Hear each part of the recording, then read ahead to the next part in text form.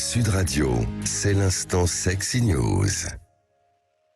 Christophe Médicis, nous allons donc retrouver Flore Chéry, notre Sexy News. Bonjour Flore. Bonjour Christophe, bonjour Brigitte. Bonjour Flore. Alors, vous nous proposez de nous venger de notre ex ? Oui, alors moi je cautionne pas. Là, faut le tuer, c'est ça oui. Flore, faut le tuer. Voilà, alors il y a tout plein d'étapes avant la mort, bien sûr l'assassinat. Oui, je vais vous proposer des petits tips pour se venger avec beaucoup de douceur et d'effort. Bon, d'accord. Vous savez qu'on est à une semaine de la Saint-Valentin. Donc on est ex, ça fera de la place. Donc en effet, vous avez raison. Virons les ex et soyons ouverts pour Surtout qu'il y a des ex gratinés quand même, Flore, c'est vrai, n'est-ce pas? Oui, alors mais vous avez raison, on est à 7 jours de la Saint-Valentin et si les couples adorent le 14 février, ils doivent pourtant se méfier de cette semaine de latence. Pourquoi? Parce que c'est un moment propice à la rupture dans votre couple. Un pic de rupture qui s'explique notamment parce que ce moment, comme Noël d'ailleurs, c'est propice au questionnement sur l'investissement que l'on est prêt à faire ou non dans son couple. Et donc, si on se rend compte qu'on a la flemme de réserver un resto, ça nous donnerait des envies de rupture, voire même la force pour passer à l'acte.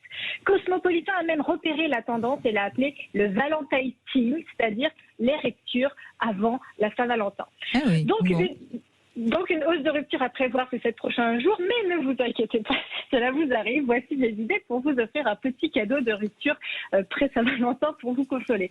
Vous pouvez télécharger l'application PixArt, c'est une application de retouche photo classique, mais ils viennent de développer une fonctionnalité très cool qui s'appelle Remplace mon ex. Elle permet donc sur toutes les photos que vous souhaitez de remplacer votre ex par un petit chien tout mignon, une tente de bière. Là je signe, oui. Une baguette de pain, vraiment gratuite et à la fois drôle et vraiment bien fait, hein, c'est bluffant. Ouais. Ils ont sorti plein de petits exemples en ligne, vous pouvez aller voir, c'est vraiment très rigolo et pourquoi pas si ça vous fait du bien. Deuxième idée géniale mais un peu glauque de cadeau de rupture, elle nous est proposée par le zoo de San Antonio au Texas, elle fait le buzz en ce moment. Vous pouvez baptiser un cafard ou un rat par le nom de votre ex pour un prix variant entre 5 et 25 $. Alors pourquoi un rat ou un cafard dans un zoo? Parce qu'il s'agit en réalité de la nourriture pour d'autres animaux. Donc si vous voulez pousser le vice un peu plus loin, le zoo propose de diffuser le 14 février 2023 le dîner des animaux, où l'on voit donc votre ex-cafard se faire dévorer par un reptile.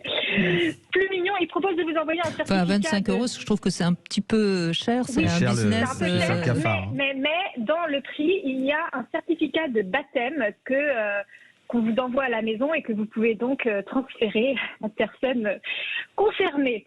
Autre idée pour vous venger de votre ex en douceur que j'ai trouvé maligne, même si je ne cautionne toujours pas le fait de se venger de son ex. Une TikTokeuse, après s'être fait larguer brutalement, a inscrit son ex à tout un tas de newsletters. Alors je cautionne toujours pas, mais l'idée est marrante, hein. Ça peut s'adapter à n'importe quel cas de figure. On peut notamment penser aux newsletters pour des produits pour nettoyer son appartement, des stages de thérapie pour améliorer son intelligence émotionnelle, ou encore des pilules pour agrandir la taille de son pénis, pourquoi pas. Tout est permis, bien sûr. Alors évidemment, se faire larguer brutalement, si vous faites larguer brutalement, la meilleure façon de se remettre de la rupture, c'est de ne pas se venger. Mais parfois, quand on a encore un message à faire passer et que l'autre a coupé brutalement la communication, un petit certificat de baptême au nom d'un cafard, c'est amusant, ça fait sourire et ça permet de se quitter avec humour.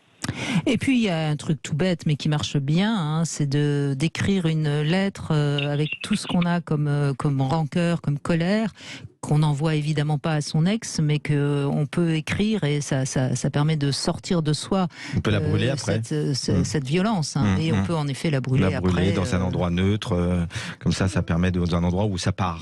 Parce que là où vous avez raison, Flore, c'est que quelque part, si on en veut à notre ex de nous avoir largués, hein, parce qu'en fait, si j'ai bien compris, c'est ça, hein, la vengeance, c'est parce il faut sortir cette hargne qu'on a vis-à-vis de l'ex pour se libérer, pour que le 14 février, on ne soit pas dans la même s'il y a une rupture, comme dit Flore, le 14 février, moi je suis éberlué de gens qui pendant des mois, voire des années et des années, parce qu'ils se sont fait quitter, mais n'arrivent pas à dépasser la chose et ils sont encore parfois dans le ressentiment et la volonté de vengeance vis-à-vis de l'autre qui les a quittés. Mais c'est une façon de maintenir le lien, tout exactement, et de maintenir l'autre sous emprise parfois, même quand c'est une personne toxique. C'est quelque part, encore une fois, rappelons-le, hein, l'amour et la haine, c'est la même chose. C'est la même, deux faces d'une même pièce. C'est l'indifférence hein, qui traduit qu'on a réellement coupé avec son ex. Oui, absolument. Merci Flore, de ces idées. Merci beaucoup. Je rappelle évidemment qu'on peut aussi vous retrouver avec vos fantasmes enfin pas vos fantasmes à vous, hein, Flore Chéri, mais les fantasmes les vôtres et ceux d'autres sur le site mysuitefantasy.com.